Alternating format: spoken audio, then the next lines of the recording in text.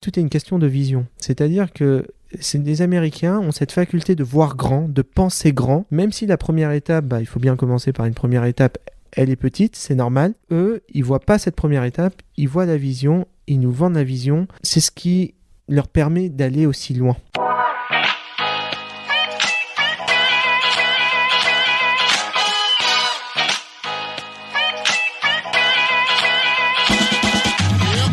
Bonjour et bienvenue sur Flip le podcast. Bonjour Walid. Bonjour Serge. Est-ce que tu peux te présenter ? Alors je m'appelle Walid Ghanem, je suis cofondateur et CTO de Pressmium. Pressmium en 2 mots, c'est le Spotify de la presse. Notre objectif est de proposer aux lecteurs une plateforme qui permet de mutualiser tous les contenus presse premium. D'accord. Est-ce que tu peux raconter l'anecdote qui a fait que vous avez commencé à travailler sur ce projet ? Pour information, donc on est 2 cofondateurs. Donc mon associé s'appelle Alois Bazanjase et c'est lui qui est le CEO de Pressmium. Donc au fait l'histoire remonte à juillet 2018 pendant la Coupe du Monde. Donc Alois m'appelle et me dit écoute Walid, à chaque fois que je veux consulter les débriefs des matchs sur l'équipe, je suis toujours bloqué par les paywalls. Et j'ai l'impression que ça commence à se généraliser. Maintenant, on peut plus accéder à l'information facilement en ligne parce que on a toujours cette histoire de paywall, que ça soit sur Le Figaro, L'Équipe, tous les journaux, et c'est devenu assez galère. En parlant de ça, il me dit ça serait bien qu'il y ait une plateforme qui puisse mutualiser les contenus parce que moi, franchement, payer pour un article, je ne veux pas. M'abonner à un journal, je ne veux pas. Par contre, je suis prêt à payer un abonnement ou à payer si je sais que derrière, j'aurai accès à tous les contenus et pas seulement le contenu d'un journal. Il me balance cette idée dans le cadre d'une conversation. Il faut savoir qu'avec Alois, c'est mon associé, mais c'est aussi un ami d'enfance avec qui on a déjà eu une expérience entrepreneuriale. Et du coup, on a souvent l'habitude de s'échanger des idées. Et à chaque fois qu'on s'échange une idée, typiquement, au bout de 2 heures, on la démonte. Il y a toujours un couac, quelque chose qui ne va pas ou un acteur qui a déjà pensé à l'idée. Et là, pour le coup, cette idée de mutualisation de contenu presse avec une ergonomie de lecture qui est adaptée à nos usages actuels. Nous, on consulte une information avant de consulter un titre. Moi, je veux savoir les débriefs d'un match qui s'est passé. Je ne veux pas avoir accès à tout le journal. Et on s'est rendu compte que cette idée n'était pas encore existante dans le marché de l'information française, enfin le marché de la presse française. Et du coup, c'est comme ça qu'on s'est dit, on va en parler, on va en discuter, et de là est née l'aventure. Donc, si je récapitule, Spotify, c'est fait pour la musique, c'est un abonnement en illimité. T'as Netflix pour les films, Pressmium pour la presse. Et en off, tu me disais qu'il y avait quand même, en termes de data, la presse n'avait jamais connu ça. Elle pouvait récolter beaucoup plus de data et aller beaucoup plus loin pour le contenu, pour proposer du contenu. Aujourd'hui, il n'y a pas d'application qui soit adaptée à nos usages qui permet de mutualiser tous les contenus presse premium comme Spotify peut le faire pour la musique et Netflix pour la vidéo. Mais si on pousse le concept plus loin, Spotify aujourd'hui n'est pas seulement un fournisseur de musique, c'est aussi tout un service intégré. C'est-à-dire que dans Spotify, je peux personnaliser mes flux, ce qu'on appelle le flow de lecture. Il y a aussi de la recommandation. Alors pour ma part, j'utilise Deezer, mais par exemple Deezer, une des applications que j'utilise tout le temps, c'est le flow où je lance, j'écoute ma musique et je n'ai plus à choisir ma musique moi-même. Il y a l'écoute hors ligne et puis il y a des albums qui sont conçus par Spotify qui mettent en avant pour nous faire découvrir des nouvelles musiques, des nouveaux genres musicaux. Netflix aussi, ils ont un module de recommandation qui nous propose un film en fonction de ce qu'on a consulté. Et en fait, l'idée, c'est de se dire aussi, dans la presse, il ne s'agit pas que de mutualiser les contenus, mais aussi de mettre en place tout ce service qui permet d'agrémenter la lecture et finalement de parfaire l'expérience utilisateur. Et quand on a regardé un peu les acteurs qui mutualisaient les contenus, que ça soit des agrégateurs gratuits où finalement il y avait un début de service, mais les agrégateurs gratuits, on n'a pas accès au contenu, je pense notamment à Flipboard, ou les agrégateurs payants, donc les kiosques numériques qui donnaient un accès majoritairement au PDF des journaux avec une lecture très linéaire. Très compliqué à lire sur les smartphones. Très compliqué à lire sur les smartphones, exactement. Et sans recommandation, sans personnalisation, sans classification de l'information dans le sens où je veux avoir toute l'actualité sur un tel sujet, comment je la trouve, je ne sais pas. Et donc du coup, voilà, on s'est dit, il ne s'agit pas que de développer une plateforme de mutualisation, il faut qu'on développe le service et qu'on amène l'innovation dans la presse. Comment ont accueilli les éditeurs de presse quand vous êtes allé les voir ? Pour résumer un peu, donc on a commencé l'aventure en janvier. On n'avait pas de produit. La première chose qu'on est allé faire, après avoir pitché l'idée, partagé dans des événements pour voir un peu comment était reçue notre idée et voir si déjà il y avait un marché potentiel, c'était d'aller voir les éditeurs pour savoir ce qu'ils pensaient de ce genre de solution. On a rencontré la plupart des éditeurs français de la PQN, donc presse quotidienne nationale, une partie de la PQR, presse quotidienne régionale, et des magazines. On a été notamment pitché au syndicat Alliance Presse, qui est un syndicat d'éditeurs, pour présenter le projet. On a globalement été bien reçus pour 2 raisons majeures. La première, c'est que le secteur de la presse va mal. Beaucoup d'acteurs, alors je ne parle pas forcément des plus gros, mais des acteurs de taille moyenne ou un peu plus petite, n'arrivent pas à transformer le lecteur en abonné et n'ont pas cet impact numérique. En fait, ils ont du retard, ils ont pris un grand retard dans la transition numérique, et donc du coup, pour eux, ce genre de solution peut être une nouvelle voie vers de nouvelles sources de revenus. Et la deuxième chose, le deuxième argument, c'est de dire que aujourd'hui, on est dans un monde qui bouge. Notamment, il y a les GAFA qui commencent à arriver sur ce segment de marché. Je pense à Apple qui a lancé Apple News Plus aux États-Unis, mais aussi à Facebook qui commence à intégrer l'actualité dans un flux aux États-Unis. Apple va bientôt venir en Europe, je veux dire, c'est pas tout le monde le sait. Et l'idée, c'est qu'au fait, si ces acteurs arrivent, ce sont des acteurs qui imposeront leurs règles. Quand on regarde ce qui s'est passé aux États-Unis, Apple garde 50% du revenu rétrocède. Qui est énorme. Ce qui est colossal, et rétrocède 50% sans donner des informations sur la data utilisateur, ce qui à mon avis reste primordial vis-à-vis du lecteur. Et donc du coup, il y a cette peur au fait des GAFA, cette peur au fait du géant américain qui va venir sur ce segment. Et nous, dans notre approche, on leur a dit, construisons un modèle ensemble, et c'est en construisant ce modèle qu'on pourra rivaliser avec les GAFA. Et cette deuxième approche, au fait, beaucoup l'ont appréciée, et c'est pour ça qu'on a plus de 40 partenaires aujourd'hui, c'est parce qu'ils nous ont suivis dans notre démarche. Comment on se dit, si demain Apple arrive, mon projet ne va pas se faire engloutir ? Déjà, on a la chance en France. En fait, les éditeurs sont assez protectionnistes dans leur façon de faire. Là, on voit ce qui se passe en ce moment avec les droits d'auteur, les droits voisins qui a été voté donc, au niveau européen. La taxe Google aussi. Et la taxe Google aussi. Et on voit comment Google et Facebook ont réagi à cette loi. Donc je crois que le Figaro est en procès contre Google pour cette question de droits d'auteur. Donc ils accueillent... ils voient Google, Facebook, tous ces GAFA d'un très mauvais œil. Donc déjà, si on les met de nos côtés et on arrive à monter des partenariats avec eux, ça fait une sorte de barrière à l'entrée face aux GAFA. Non, tout est une question de timing. Donc nous, notre objectif, c'est d'aller le plus vite possible avant l'arrivée des GAFA sur ce segment. Et technologiquement parlant, est-ce que face aux GAFA, ça tient ? Parce que tu me disais quand même qu'ils avaient une force de frappe technologique en fait qui était monstrueuse, ces GAFA, ce qui est vrai aujourd'hui. Bien sûr.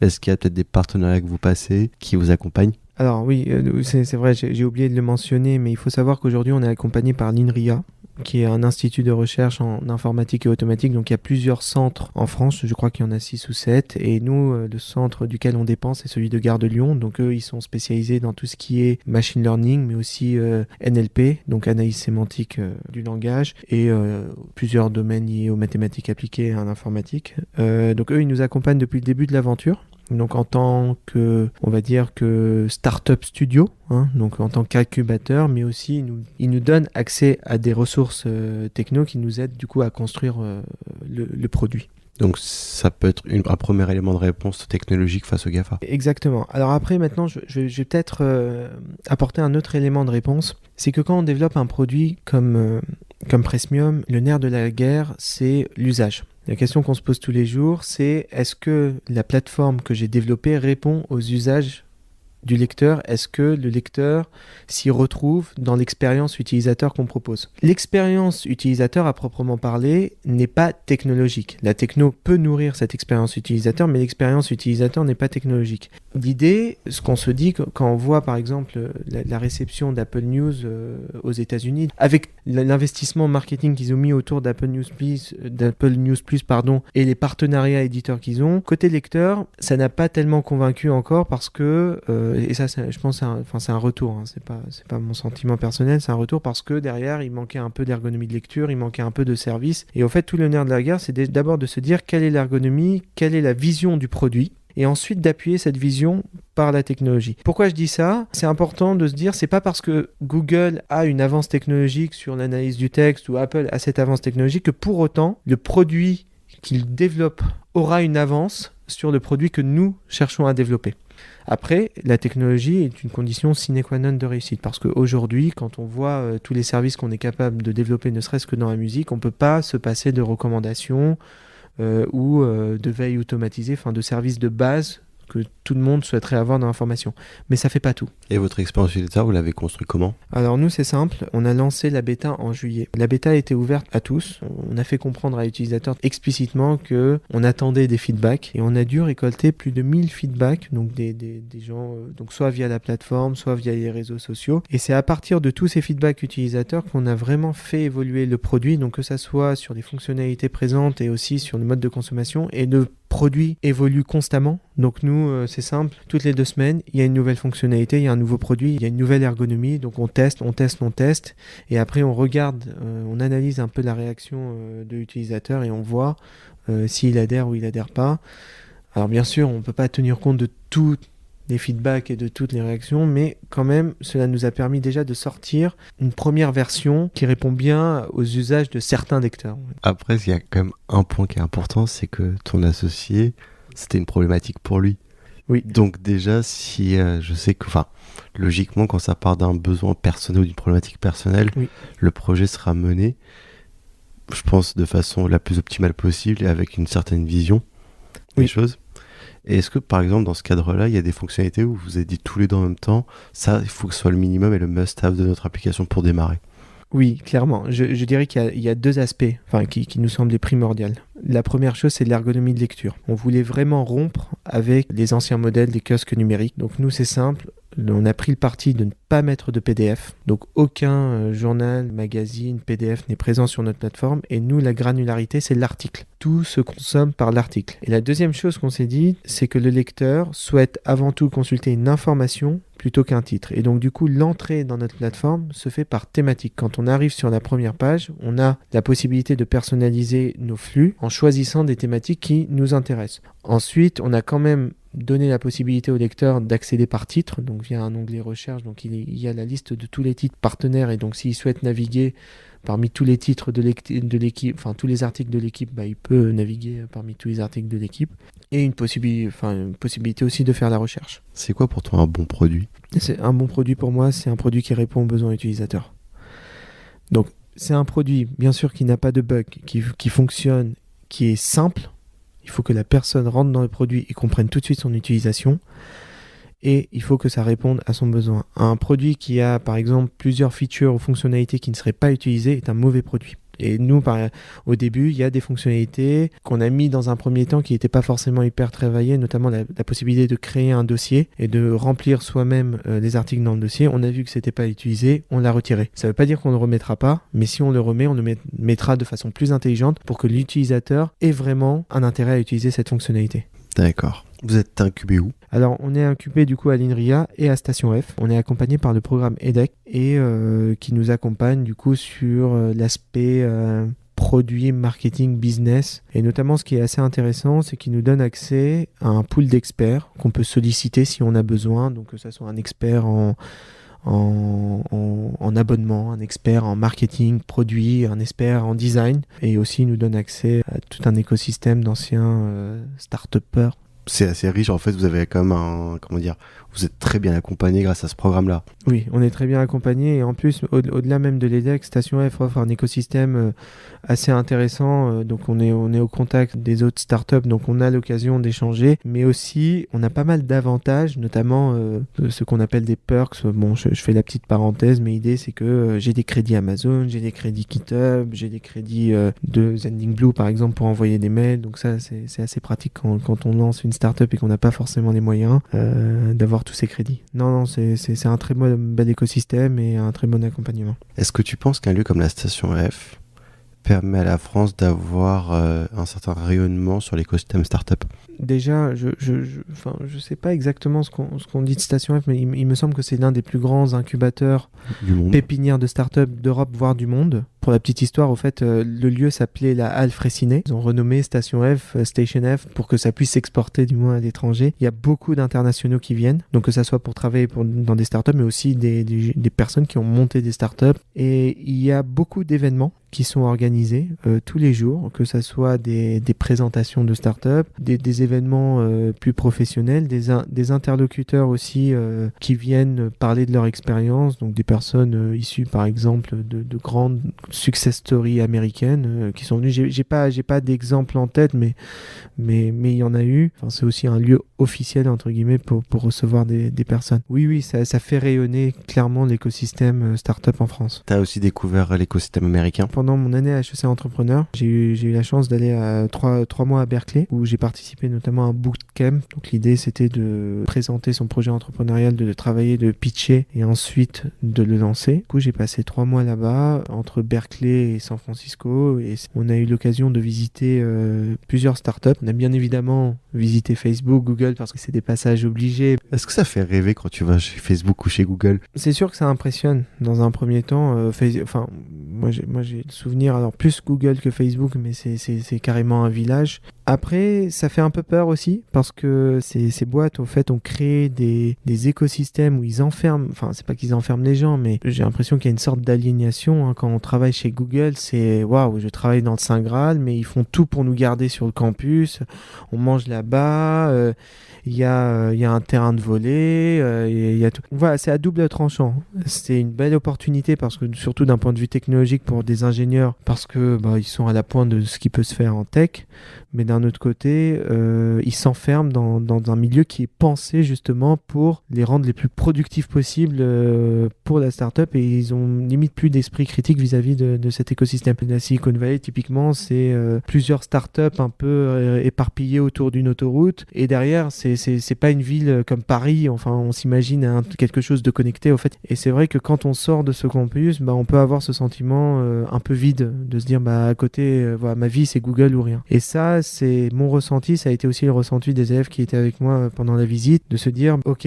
cette entreprise est géniale, parce qu'elle a fait plein de choses, mais derrière, les conditions de travail tendent à aliéner la personne qui travaille dedans. Ça me fait penser à Samsung qui avait construit sa propre ville. En fait, les personnes qui travaillent là-bas vivent dans des appartements, dans des immeubles Samsung. Et en fait, dans le documentaire, tu voyais la personne quand même qui restait jusqu'à 18h, qui travaillait, oui, qui allait faire son atelier de cuisine au sein du campus Samsung. Exactement. Elle rentre dans son appartement Samsung et elle continue à travailler. Exactement. Pour Samsung. En fait, je pense que tout est exactement. Mais je pense que tout est pensé pour rendre, au fait, la personne le plus productive possible sans qu'elle s'en rende compte. Si aujourd'hui je te parle d'Europe, oui, est-ce que tu vois une entreprise devenir un des futurs Google, Facebook, Amazon ou Apple ? C'est vrai que en Europe, il manque aujourd'hui un acteur fort qui puisse vraiment rivaliser avec les GAFA, que ça soit sur l'aspect réseau social comme Facebook et tout, mais aussi sur l'aspect plus généralement de l'information. Nous, en fait, quand on a lancé Presmium, donc on a fait une étude de marché, on s'est dit, voilà, il y a eu des initiatives, il y a des concurrents, mais qui ne sont pas tellement des concurrents parce qu'ils n'ont pas forcément la même vision et la même trajectoire que nous. Plus gros concurrent, c'est les GAFA. Et on s'est dit, du coup, notre objectif est de devenir une plateforme d'information européenne, parce qu'on commence à intégrer du contenu français, mais on a déjà un partenaire anglais qui est The Guardian, et on est en contact avec les médias italiens, espagnols, anglais et suisses. Notre objectif est de devenir une plateforme d'information dans le sens où on réunirait au sein d'une même plateforme une information de qualité travaillée, qui est celle de nos médias partenaires, donc pour l'instant écrit, mais pourquoi pas des podcasts et des vidéos, avec cette possibilité de partage et d'échange d'informations, donc l'aspect, on va dire, réseau social, parce qu'on s'est rendu compte que finalement, l'information, c'est quelque chose qui se conçoit pas seul, mais qui se conçoit avec d'autres personnes, et les gens aiment bien échanger, partager, lire des commentaires, aller sur des forums, discuter d'un sujet d'actualité. On le voit très bien avec Twitter, au fait, qui sert essentiellement à ça. Et le troisième socle qu'on aimerait développer, bien sûr, c'est le socle service et techno. C'est ta vision ? C'est votre ça, vision. C'est notre vision. Et ça, c'est une vision qu'on a travaillée, c'est une vision qui nous convainc. C'est notre objectif, notre mission, notre ambition finale. Tu me parlais d'une différence de mindset justement sur la vision et sur la façon de construire quelque chose entre la France et les États-Unis.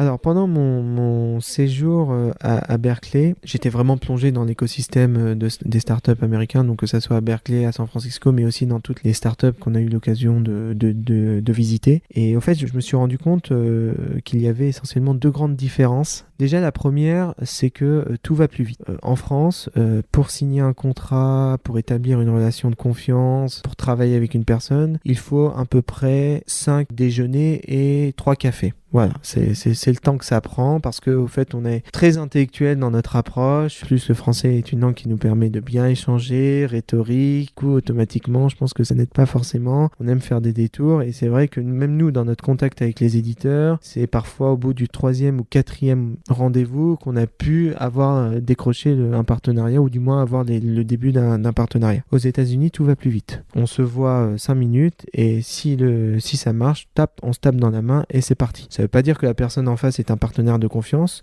mais au moins c'est plus direct, c'est plus tranché, on sait ou on ne sait pas, et ça va plus vite. Donc déjà ça m'avait marqué. Et la deuxième chose, ça concerne plus la vision de l'entrepreneuriat. Pour faire simple, je vais te raconter une petite histoire. Quand j'étais là-bas, j'ai assisté à un cours qui était divisé en 9 modules et pendant chaque module, on faisait venir une personne qui avait lancé une start-up qui venait parler de sa start-up. Et là, donc moi j'ai assisté au premier module et il y avait une personne, je pense 25-30 ans, qui avait lancé une association à Berkeley. Je vais dire association, hein. Je sais pas quelle était la forme juridique exacte de son entreprise, mais disons une association qui avait pour objectif de récolter les surplus de nourriture après à la fin des dîners dans les différentes à Berkeley, à l'université ou dans les différentes institutions pour les redistribuer ensuite à des SDF. Et quand elle pitchait son projet, quand elle parlait, déjà elle était hyper confiante et elle disait moi, mon objectif est de régler la faim dans le monde. Et alors, moi, j'étais surpris, je lui ai dit, mais non, non, tu n'es pas en train de régler le problème de la faim dans le monde, tu es en train localement de distribuer. Et je pense que ça a été une question qui a été posée par l'auditoire, et elle répondait, non, moi, je ne suis pas en train de distribuer de la nourriture à des gens à Berkeley, moi, ce que je suis en train de faire, c'est de régler la faim dans le monde. Et c'est là que j'ai compris qu'au fait, tout est une question de vision. C'est-à-dire que les Américains ont cette faculté de voir grand, de penser grand, même si la première étape, il faut bien commencer par une première étape, elle est petite, c'est normal. Eux, ils voient pas cette première étape, ils voient la vision, ils nous vendent la vision. Et au fait, c'est ce qui leur permet d'aller aussi loin. Et en France, par exemple, moi, j'ai pas l'impression qu'on se permettrait à notre niveau d'assumer, voilà, c'est ça le terme, d'assumer une telle ambition, une telle vision, parce que ça paraîtrait arrogant, parce que on n'a pas forcément confiance en soi, voilà, pour diverses raisons. Et ça m'avait marqué. Et je pense que ça joue énormément, notamment dans le développement des startups, et ce qui fait qu'aux États-Unis, on a vraiment ce sentiment d'extravagance et de démesure. C'est parce que derrière, des personnes qui montent des projets assument pleinement une ambition qui est waouh. Merci beaucoup, Walid. Et en fait, Walid, j'ai oublié de poser la question la plus importante. Le prochain grand flip, c'est pour quand ? On est en train actuellement de chercher des fonds. Notre but, c'est de lever à la fois pour accroître le développement marketing et commercial, mais aussi pour améliorer le produit et décrocher plus de partenariats avec les éditeurs. Et je pense que c'est une étape primordiale, c'est une étape assez importante qu'on est en train de vivre à Presmium et ça fera la différence quand on aura levé. Merci beaucoup d'être venu. Merci à toi. On te souhaite bon courage pour Presmium. Merci. Et longue vie au projet. Et nous, on se retrouve très bientôt pour un nouvel épisode de Flip. Au revoir.